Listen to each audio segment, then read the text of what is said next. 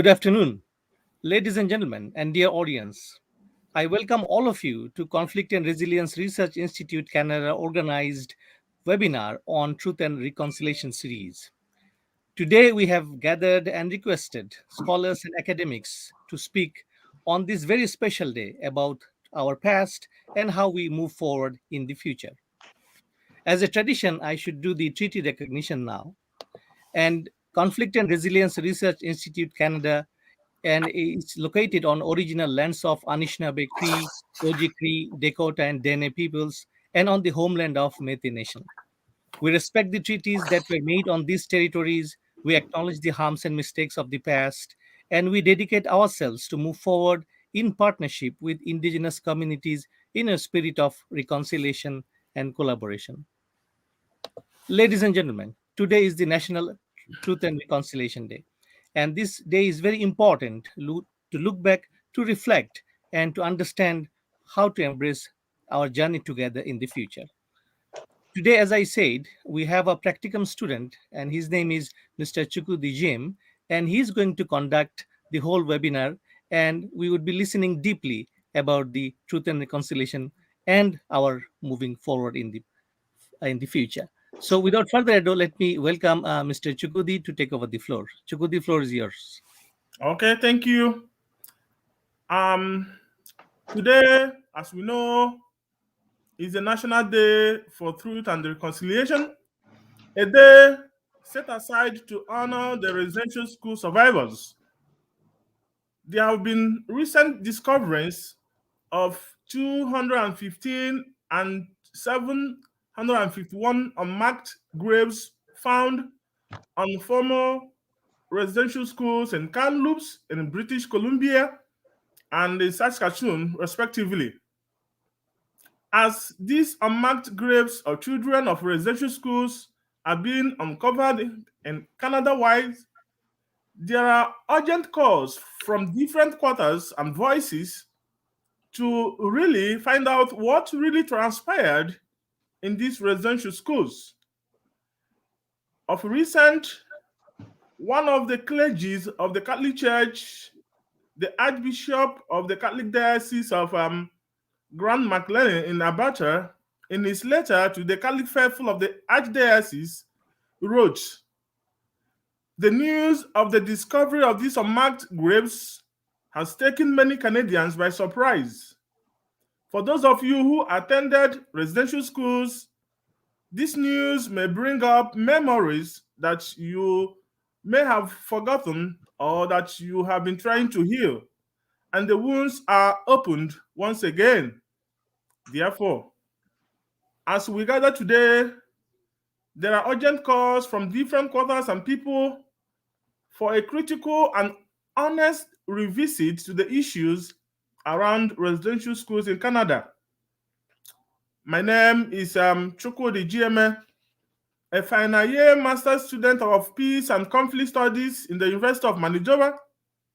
I am presently doing my practicum with Conflict and Resilience Research Institute Canada, a non-governmental organization whose mission is to enhance knowledge on conflict through research and dialogue to suggest sustainable conflict transformation.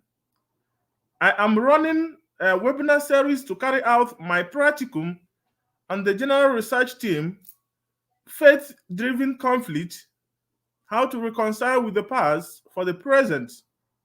This is my first webinar, and the topic is revisiting the issues around residential schools in Canada.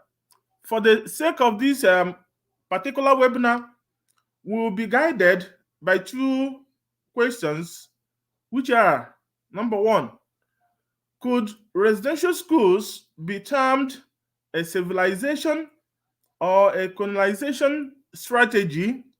Number two, what were the original intentions or aims for establishing residential schools? Now, I have the privilege of introducing our guest speakers for today's webinar. I have the privilege of introducing Dr. Thomas Matyok.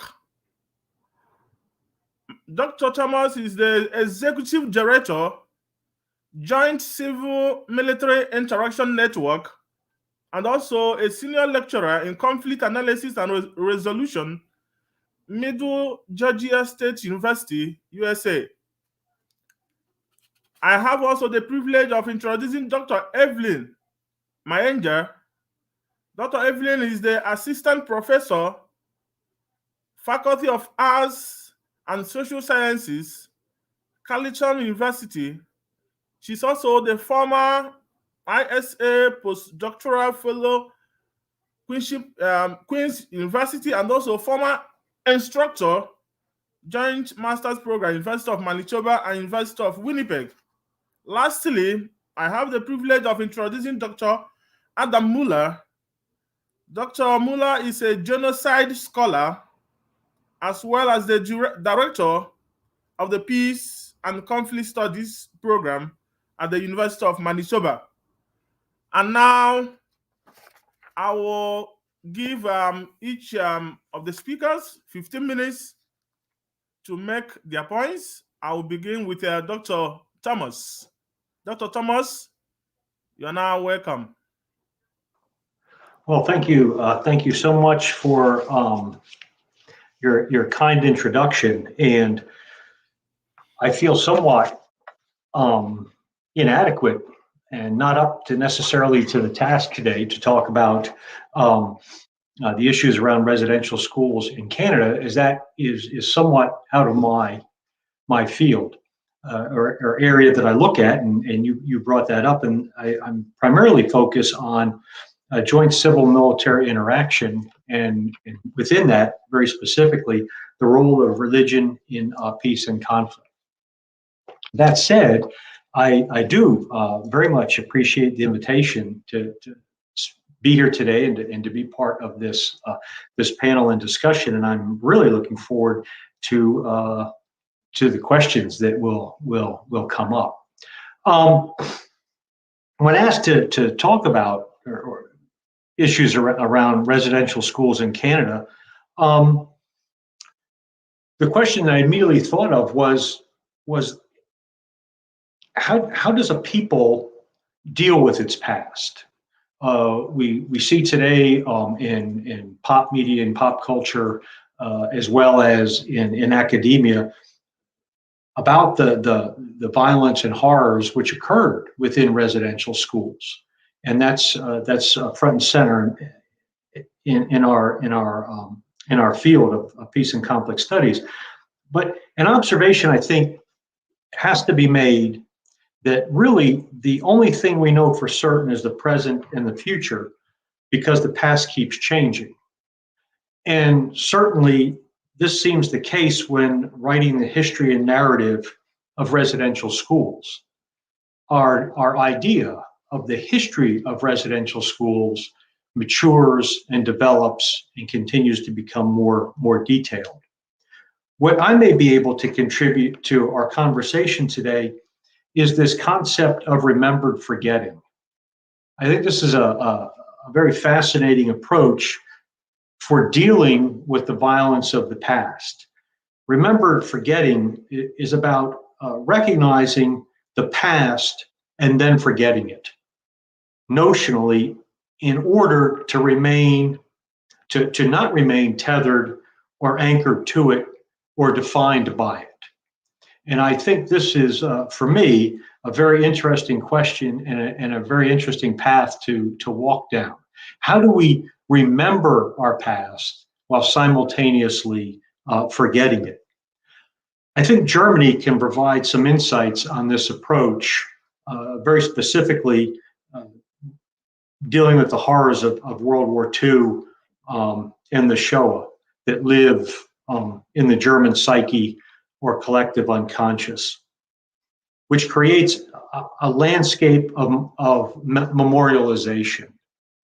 So looking at a form of memorialization in Germany that I find interesting are the Stolpersteine, or stumbling stones, stumbling blocks, I guess more accurately. For those of you who don't know, and a reminder for those who do, stumbling blocks are the small brass plaques the size of cobblestones that are laid into the sidewalks in German towns and cities outside of the houses of murdered victims of the Nazis before their arrest. And on each of these brass plaques is the name of the individual, their date of birth, date of death if it's known, or their fate, which is exile or whatever. Today, there are more than 70,000 Stolpersteine in 24 countries. And these stumbling blocks are the largest decentralized memorial in the world. And they serve to remind passersby of the complicity of ordinary Germans in the violence. And those of us who've been in Germany and have stumbled over these brass plaques, we find them everywhere. I think one of the most fascinating places is outside of a McDonald's, where people are going in and out of this McDonald's. And here are these brass plaques to remind people, even if unconsciously, of the violence that occurred at that very specific spot. And it also speaks to the notion that a person is not dead until they are forgotten. And these stumbling blocks ensure that those people stay alive through this memorialization. And one could argue that the horror of the Shoah is redefined by the victims in their death as they remain alive through the memorialization. Then ask ourselves, well, is there a place for remembered forgetting among those who were victims of residential school violence? Can remembered forgetting break into the cycle or the progression of the transgenerational transmission of trauma? What can upset that unconscious, that psyche, that collective unconscious? And I hasten to add that today, none of my thoughts on this idea of remembered forgetting and its possible place, addressing the issues of residential schools, are meant to minimize the horrors of colonization. To the question you raised at the very beginning is, can residential schools be considered a form of civilizational or colonizational control? Yes, absolutely yes. I have no doubt about that. However, again, that stands way outside of any expertise that I might have. So I don't mean to minimize anything. My purpose is rather to introduce a social therapy that keeps the horror of violence present in the vision of society while simultaneously ensuring that society does not stay stuck in its own pathology of violence. And to the point today is Truth and Reconciliation Day. I think this becomes incredibly important. How do we reconcile, and when have we reconciled enough? And then so how do we then memorialize violence, and to what purpose do we memorialize it? How do people interact with the memorialization? How do they become a part of it? How do they define the memorialization through their interaction and observation of it? And I think the stumbling stones provide us at least an entryway into this idea of remembered forgetting and decentralized memorialization that can allow us to remember the horrors of the past while simultaneously moving forward from it in this remembered forgetting. So, and at that, I'll go ahead and conclude my remarks, and I hope I was within my time limit. So. Okay. Dr. Thomas, thank you for your contributions. I now turn to Dr. Evelyn Mayanja for your own remark. Unmute yourself, Dr. Evelyn. Thank you, Chokudi, for inviting me to make this presentation, and to Dr. Kauza, who is not here, who is running the center. The question that you have posed, I will start them from the Indigenous perspective of storytelling. I once lived in Australia, and this was my first exposure to the plight of the Indigenous people. And what I saw there provoked my mind to wonder what happened. Because I saw what was happening to the Indigenous people in Australia was more or less what had happened to many African countries during the colonial era. When I left Australia and came here, I made an effort to travel to several reserves. What I've witnessed on the reserves, I would say, is more or less like what I've seen in many refugee camps in Africa, in Asia, and also in Europe, and recently in North America. When I started teaching at the University of Winnipeg and the University of Manitoba, I decided to have most of my classes on the streets to expose students to the reality of the Indigenous people. To my surprise, 90% of my white students had never interacted with the Indigenous person. They were looking at them as losers.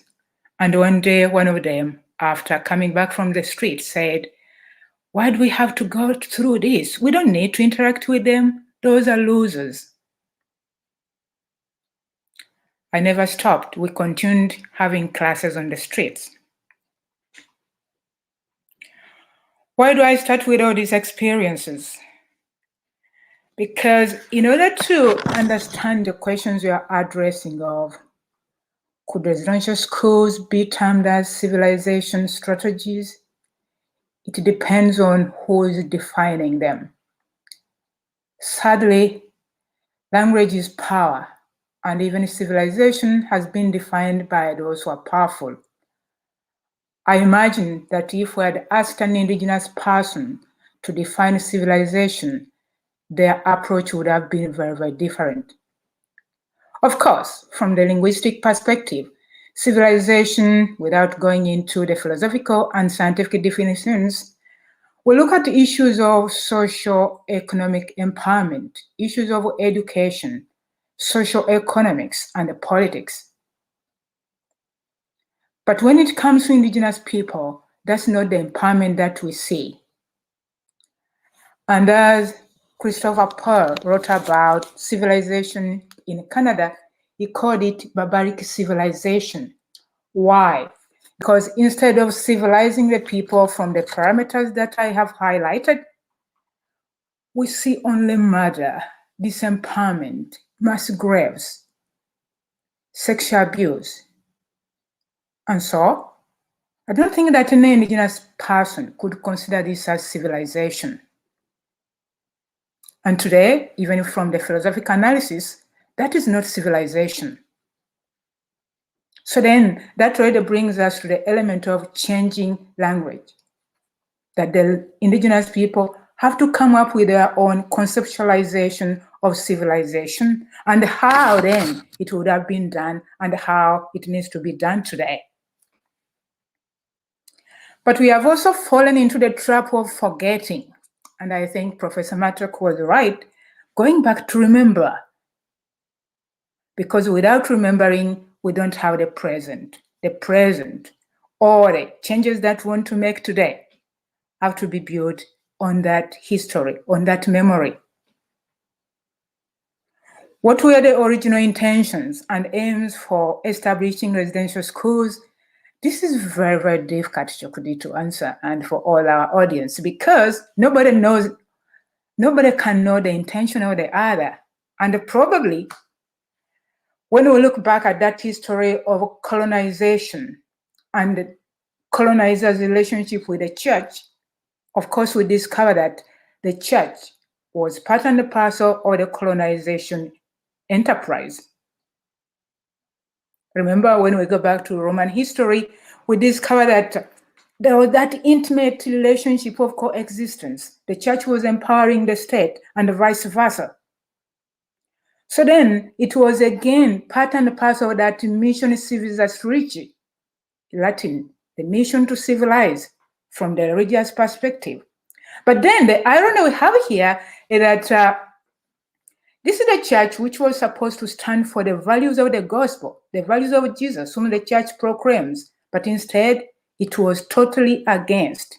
They failed to preach, to live out, practice what they preached. And this makes already from the beginning that Christianity was flawed from the start. How could an indigenous person look at this interaction of colonialism and the church? Of course, we could consider residential schools that were aimed at civilizing indigenous people, but again, which civilization when you are taking out people's languages? And that lack of humanness, that even a kid dies and you fail to tell the family that you have lost a child. But I think this brings us to the element of really the human condition, which is part and parcel of colonialism, but also part and parcel of the systems that we have built today, that the argument, the humanness of a few at the detriment of many. That system is not sustainable. And that's where even Christianity has failed, even up to today as we are talking. In Canada, many people are wondering, which religion is this? What are we following here?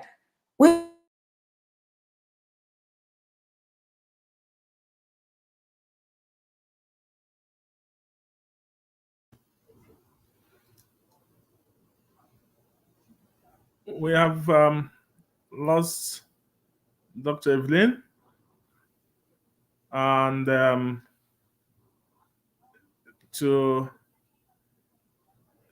don't know if she's coming back immediately. Okay. I think there's a problem with the internet. I don't know what went wrong. Okay, I go back to where I was, that how can indigenous people understand Christianity today and in the past when they see only an enterprise that is augmenting colonization? However, as we celebrate for the first time the Truth and Reconciliation in Canada, it gives me hope.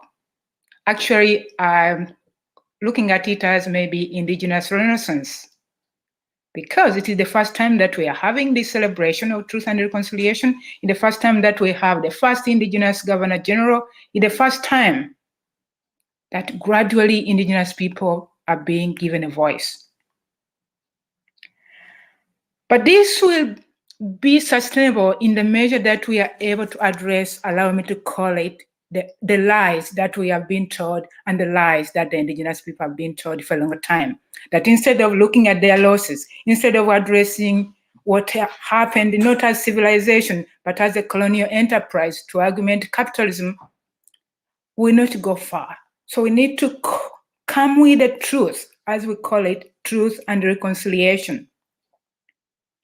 To enable, first of all, the Indigenous people to self-identify themselves, to return to their cultures without fear, to build that relationship among themselves, but also with the planet, especially today as we are faced with a struggle with climate change. I think they have a lot to offer, but also issues of justice, because when we go to so many of our prisons around in Canada, they are all full with Indigenous people. So there is really that element of, I would say, transforming systems, changing structures to ensure that they become homes or systems where Indigenous people feel a sense of belonging. And also I would say, for all of us who live on this land, we require a certain kind of humility to know that without Indigenous people, we wouldn't have been here. And this brings me to a question that we always ask ourselves, at least in the classroom. I always ask myself, then who is a Canadian? And I think that's an issue that we have to address also when we talk about reconciliation. How do we define a Canadian? I will not give an answer to that, but I think it is time to think about it seriously. So then allow me to suggest some of the interventions that we urgently need to address as a society in Canada. Starting with the church, but all of us who live on this land. I'll start with what the great educationist Paul Freire suggested, the pedagogy of the oppressed, where he advises that the oppressed has to heal, but also the oppressor has to heal. Simply because, from the psychological perspective, if someone is psychologically healthy, if someone has achieved self-actualization, he or she will not oppress the other. So then we have a problem here, that both the oppressor and the oppressed are really wounded. The need for mutual healing. And the second one, we have to break the narrative that we have created of white privileges built on exploiting others. No, that planetary, that way of approaching reality is not sustainable. In reality, there are no privileges. There's only misery. Forgive me for the words that I'm using. Because if we help others to develop, then we'll all be in that cacophony of privileges. Nobody will live without at least meeting the basic needs. But instead, we have children taken away from their families. We have people languishing in shelters and on the streets. No, in such an environment, I feel embarrassed when some of us claim that we have privileges that we have established on the suffering and the exploitation of others. And so I emphasize the point of emancipating both the oppressor and the oppressed. The second element that I suggested, that we have to look at our education systems. And education starts from the family, because that is where children are told that these are bad people. You see them on the streets, drunkard and intoxicated, they are losers. That narrative has to change from our homes and gradually go into the education systems. Sadly, when I just came here, education systems had nothing to do with the Indigenous people. That is only catching up now. I'm happy that we are getting there, but there's a lot of work to do, because it is all about changing the mindset. The third element is really creating an indigenized system of education. And today, it even needs maybe to go beyond the indigenized system, but to ensure that as Canada is becoming very cosmopolitan, education systems should ensure that everyone in those education systems feels at home. And of course, parents have a great role to play. And also to ensure that the values of the Indigenous people become part and parcel of our politics, economics, education, and everything that we are dreaming about as a country. For example, today we are grappling with climate change. Indigenous people have those values that could enable us to fight climate change.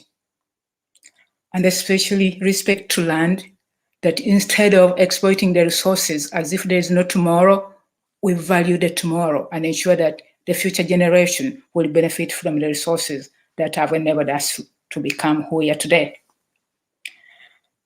And finally, is there that element of decolonizing the mind, decolonizing the social status quo, decolonizing everything? What do we mean by decolonization? Of course, there's a lot of rich literature, M. Kaiser, Fanon, and so many others. They have tried to at least to point out elements of decolonizing.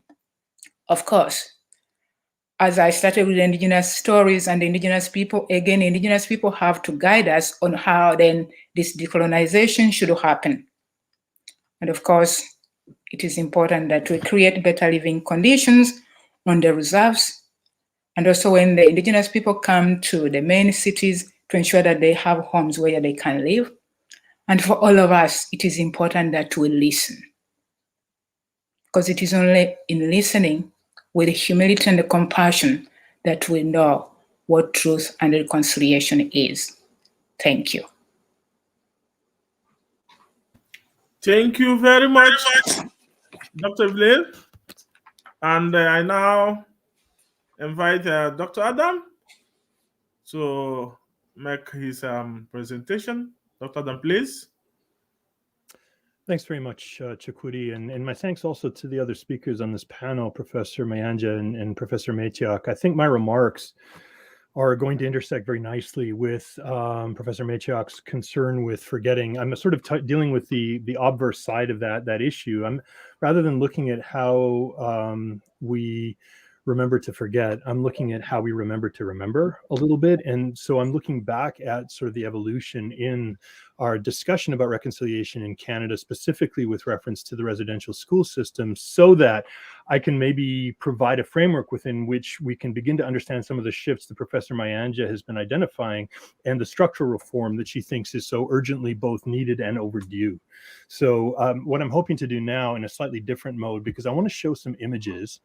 I work very much on the visual representation of traumatic experience. And so for me, this is a very natural kind of presentational idiom. And I think there's a real way in which a picture really can say 1,000 words. So I'm just going to quickly hope that this works perfectly first time, and we will see. But let's, I'm hoping, apparently it's lost permission to share my screen. I mean, I can do this without it, but let me just see. So let me share entire screen, and there we go. That should do it. It's lost permission to capture my screen. Again, it won't let me do this. Kauser, if you're there, it would be very useful to have you help me do this. Sorry, I don't want to waste too much time on it. And it isn't, as I say. You're muted. Yes, Professor Adam. So do you want to send it to me, or you like I'll see what I can do here. Yeah, I'll send it to you, and then hopefully it can work. And if it can't work, then it's going to be okay. But I can begin with my remarks anyway. Let me just send this to Kauser, and we'll see how that goes. And I hate being that guy. There's a way in which I was hoping not to be that guy with the tech problem, but let's see what we can do. I have some important images, including images of a person who was very important to me and helped mentor me into my understanding of the residential school system. It's Theodore Fontaine. So, okay, so here, Kauser, I'm sending you the talk, and I'm just going to get my remarks underway in the meantime. I wanted to begin, I guess, with a quote from Justice Murray Sinclair, who was the chair of the Truth and Reconciliation Commission of Canada that looked into the residential school system in an attempt to understand where it had come from and why it had done the damage it had done to the people targeted by that system, with a view to laying out a framework within which a discussion about reconciliation and redress could meaningfully take place. Obviously, reconciliation and redress are ideas and concepts that precede the TRC, but it's really from the framework the TRC provided that it's become possible to identify certain kinds of action points that are precisely in the process of affecting the kinds of changes that Professor Mayanja was talking about in her presentation. One of the things I was anxious to do was to just acknowledge a debt, and it's a very special debt to Ted. I knew him as Ted Fontaine, who was a survivor of the residential school system and born in 1941. And unfortunately, we lost him earlier this year. Like so many other survivors of the school system, his life was perhaps not as full as it might have been. Ted. And I have some amazing, as I say, photographs that I was hoping to share. But Ted was a student at the Fort Alexander Indian Residential School, which is located in Powerview, Manitoba. And this school ran between 1906 and 1970.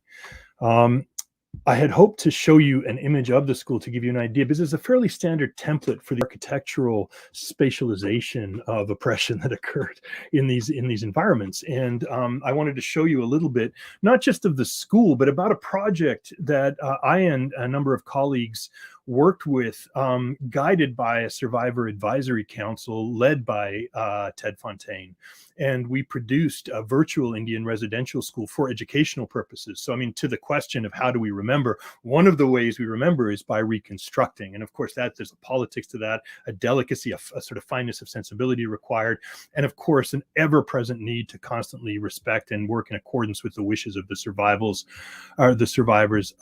themselves. I have, you know what, Kauser, I see that you're having difficulty receiving the thing. It's quite a large file because of the image density. I'm just going to leave it be.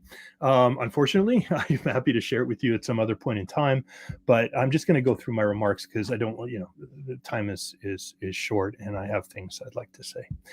So anyway, at the PowerView School, we found an example of a residential school that we could sort of render in virtual reality, and we did so to give shape to particularly intergenerational survivors, not survivors per se, but the children, grandchildren, great-grandchildren of survivors. Why? Because survivors had a great deal of difficulty explaining themselves to these people in ways that made sense of their own difficulties, their own challenges and suffering, and their own achievements.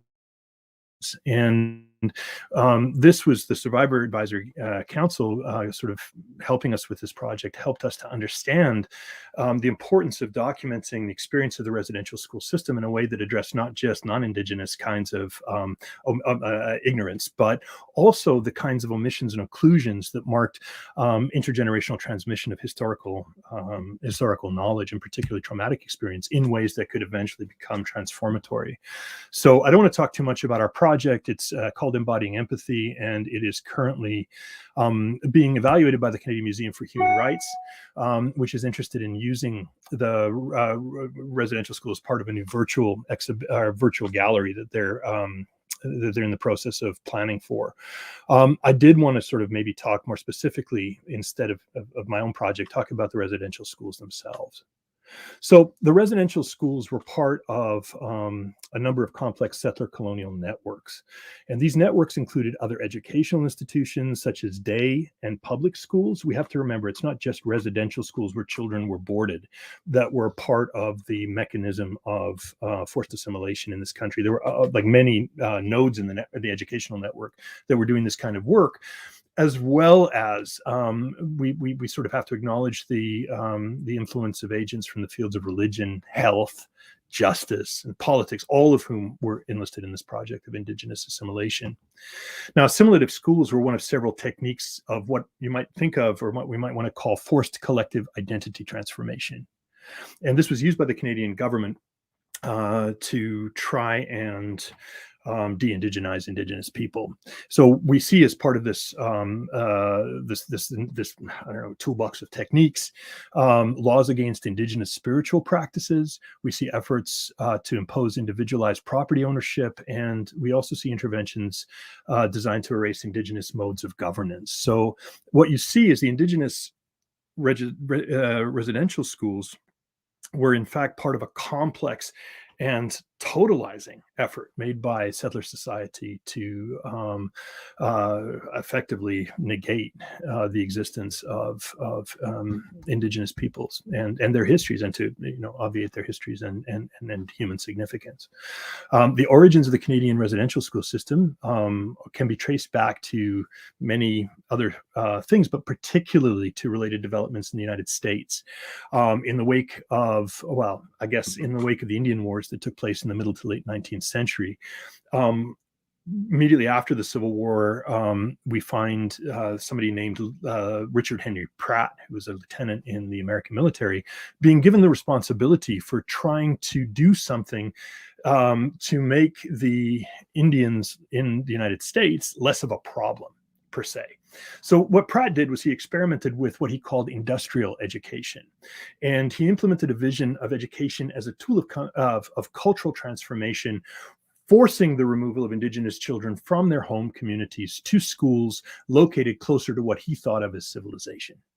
This was viewed as necessary by Pratt and by the people who were authorizing his actions, because it was felt that distance was required in order to allow children enough space to attach to European ways of life as a preference, right, as a kind of natural preference.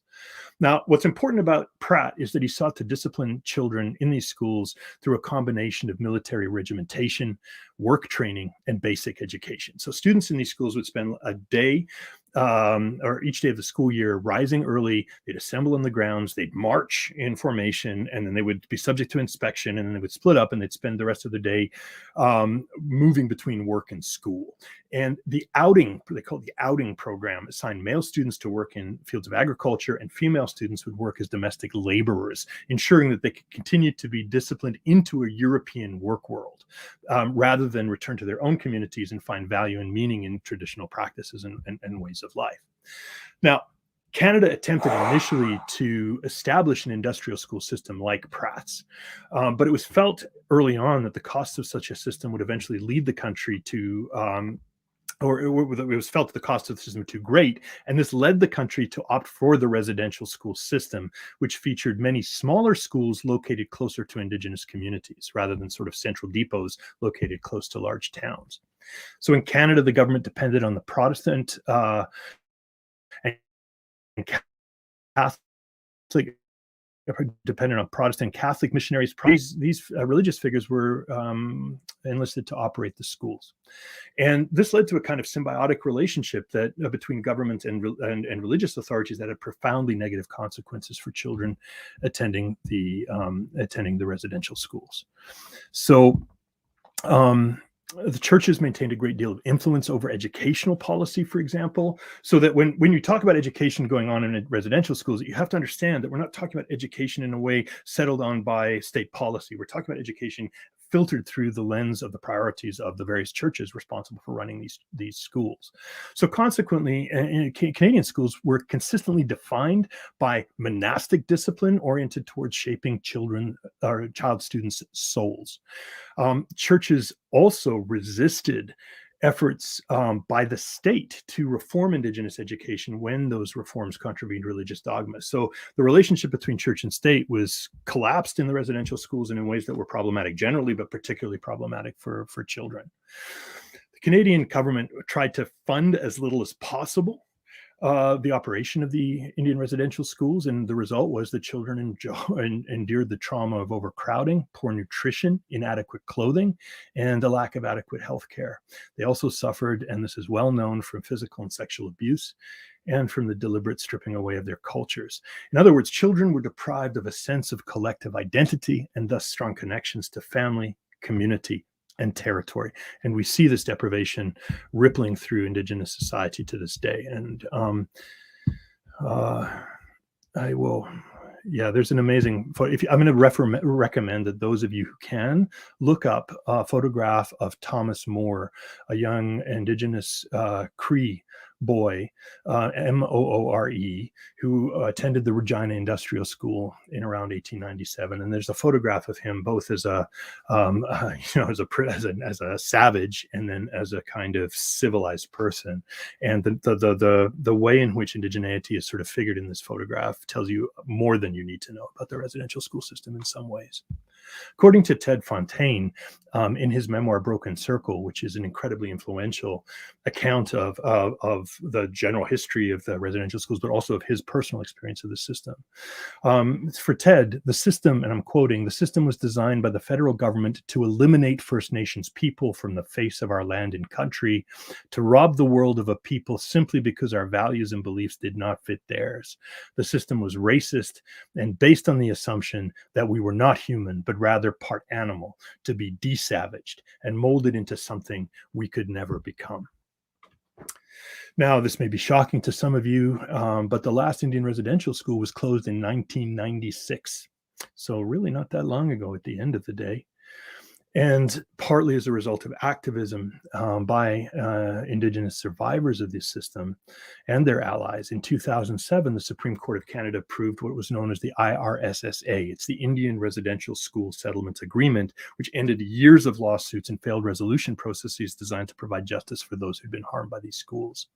So these processes presented Canada with a risk of huge liabilities, And IRS survivors sort of opted for the IRSSA partly because they were under threat of undergoing re-traumatizing long-running struggles for redress. And that's just a lot to ask of victims, at the end of the day.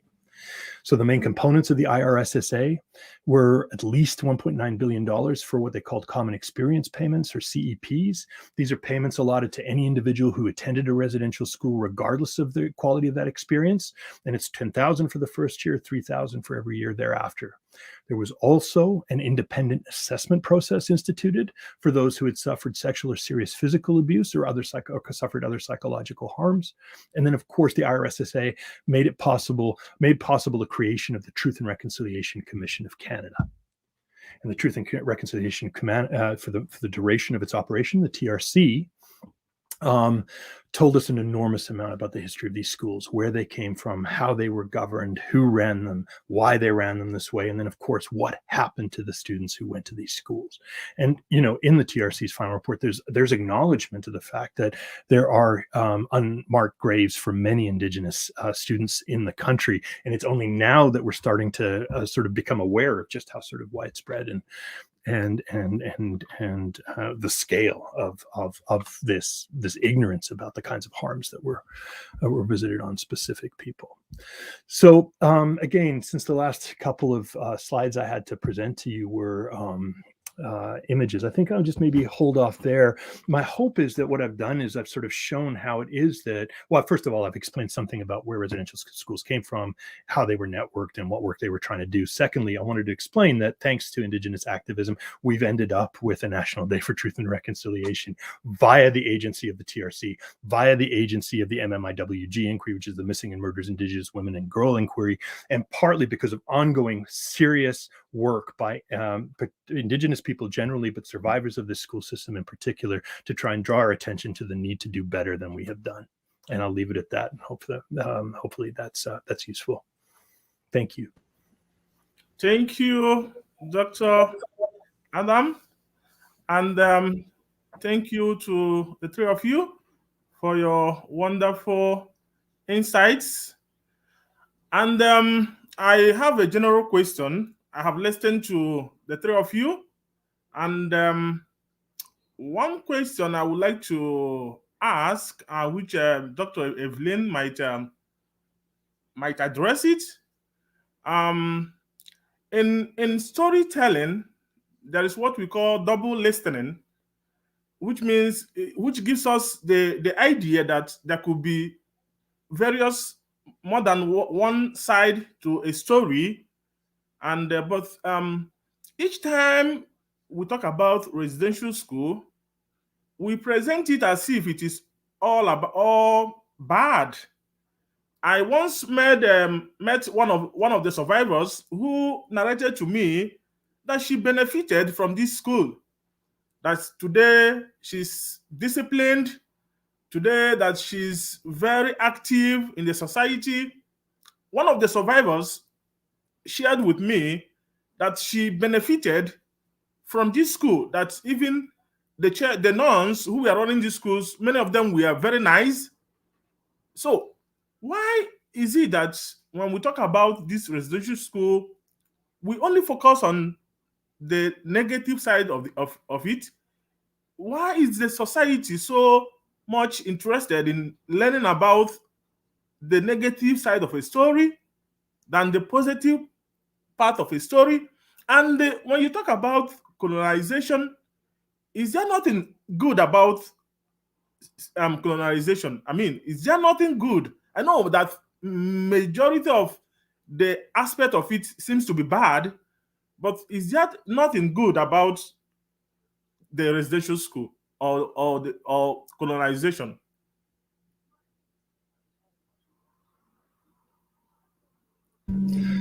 So, Chukwudi, was that addressed to somebody particular? I have a thought about it, which I'm happy to share, but I didn't know if you were addressing Professor Mayanja or, You can share your thought before Professor Evelyn can come in. I think it's important to note that the residential school history was marked by different phases. And in the first phase, which runs roughly 1880 or in the 1880s through the 1960, was the most brutal and barbaric part of the residential schools running. During this period of time, there was limited oversight. There was literally starvation happening and disease running rampant in some schools. The experiences of children, largely, I mean, when they arrived, if there was any complaint at all, these complaints ended up getting buried either in the church archives somewhere or in the National Archives somewhere. People didn't respond to these complaints and didn't really, I mean, there were importantly, there were inspectors who did go out and document some of this. The problem was that what was being documented is the harms being done through these schools were just not being responded to in any way. From the 1960s on, partly because there were other processes at work, like the 60s Scoop, which took Indigenous children out of Indigenous homes and families and placed them with non-Indigenous families if their original families were viewed as unable to properly raise them. I think the schools themselves ended up becoming subject to more oversight and regulation. And then eventually from the mid-1970s on, we see the levels of violence and the level of sexual abuse and other kinds of abuse sort of declining through the 1990s. So I would argue that there are at least three phases in the history of the school. And when we talk about the harm being done, we need to be aware of what's going on in each of those different phases. What links all of those three phases, though, as in a kind of genocidal logic, and this is my view, it's something I've written about extensively, it's something I've talked about a lot. I view settler colonial violence in Canada, particularly as expressed through the residential school system, as genocidal. Even in its most benign forms, the residential schools viewed indigeneity as a problem in need of overcoming. In other words, the people who succeeded from these schools, and there were elite in residential schools that trained generations of Indigenous leaders, right? And did so successfully. And these are people who became Indigenous politicians. These are people who became thought leaders, who became educators, did incredibly important transformative work. Nevertheless, they did so by accepting that negative logic, right? That genocidal logic, which made it the case that they had to abandon who they were and what they could have been on their terms, so as to accept a kind of identity that was considered acceptable by the dominant culture. Now, we can call that success, and I think there's all kinds of ways in which it represents a strategic kind of achievement, but we should not ignore that throughout, from the 1880s through the 1990s, indigeneity was a problem for education generally in this country, but for those schools and their administrators in particular. Okay, thank you. I find that question very, very sensitive, especially because recently I was reading in the newspapers and there is a priest from the Archdiocese of St. Boniface who said that people benefited from Indigenous schools, and there was an uproar in the media to the extent that the bishop had to excommunicate that priest. And of course, beauty is always in the eyes of the beholder, and relativism is part and parcel of our definitions. If someone would say that, yes, of course, there's something maybe good about residential schools, I'll not commit myself to that, as Professor Adam has said, because the people I've met, no. They all think that it would have been a different approach to education. And if it was, actually, we can even analyze it from the products that we see today. Okay, we have the Indigenous elites who came out of that, but how about the majority? What happened to them? And what is the ripple effect of all that to the Indigenous communities?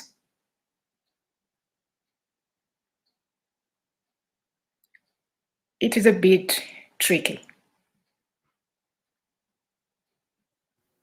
I'll stop there. Yeah, it's a little bit tricky, as you said, because the majority of the people, of the survivors, they view it as something not worth it. But we have to be open to listen to different sides of the story. Okay, so If I could just make a comment as a very uninformed individual regarding the residential schools, I do think that you present a very, very interesting problematic, and that is one, the critique of the structure or a critique of the system is certainly legitimate on its face, and that has been done quite well. Juxtaposed against that is an obligation, I believe, that we have to recognize the lived experience of individuals who may have a assessment that differs from ours. Because then the problematic, because, well, no, you're not right. Let me tell you what you think. Let me tell you why you're wrong about that. So yes, I would agree that the structure and the system that we are critiquing and criticizing certainly needs to be taken down, eliminated, dismantled. I don't think there's any question about that. However, to recognize the human agency of an individual who says, I benefited from it, I think that, well, then I think their lived experience has to be recognized on their face value and accepted as their experience and their agency, and then their voice as part of this larger narrative, if I've made any sense whatsoever. Which does not mean I'm not trying to say, it was a net good and we should all forget about it. No, I'm just trying to say I think we have to somehow recognize the need to balance that lived experience with our critique and criticism of that structure, so that people within it may have adapted to it, worked with it, made it work for them, and believe that it was a good deal. And I don't necessarily think we need to pathologize them and tell them, no, you didn't, you need to get fixed. And I'm here to fix you. And then we just become the colonizer again, I think. And so I'll shut up at that point, because I probably said enough to get myself really in trouble here. No, I think actually, if you don't mind, Professor Matyok's points, it's an important one, and it's one that I mean, at the end of the day, we need to avoid explanatory reductionism of any kind. Plus, we need to be led by the survivors of this experience themselves, right? And when we open ourselves up to that process, then we're going to be led in sometimes contradictory directions, even at once. So as part of our Survivor Advisory Council making this virtual Indian residential school, these were people who had been raped in school. Like these are not people who looked back on this experience with great fondness. And yet, for many of them, Catholicism was still a very important part of their life, right? So, who am I to sort of like judge that? It's part of the messiness of human experience that obliges us to listen rather than speak. Yeah. And then use that to make sense. So I just wanted to say that I think in a very, very important way, your point about not pathologizing and recolonizing is one that we have to have constantly in view if we're serious about decolonizing explanations and decolonizing work generally, for sure. Okay, so thank you very much, and I'm so grateful that you obliged me. It was really difficult to get people to. I mean, this is one of my challenges as I talk to Dr. Sean, getting people to come on to talk. I'm so grateful, and Dr. Evelyn, you were once my professor. Thank you very much, Dr. Adam. You were my professor. Thank you very much. And Dr. Thomas, I'm very, very grateful the way you accepted. So I now hand it over to Dr. Kausa for closing remarks. Thank you. Thank you. Thank you very much. Dear audience and distinguished panelists, it's absolutely an honor to meet again our colleagues like Mayanja, Professor Mayanja, Dr. Adam, and Dr. Thomas from the US.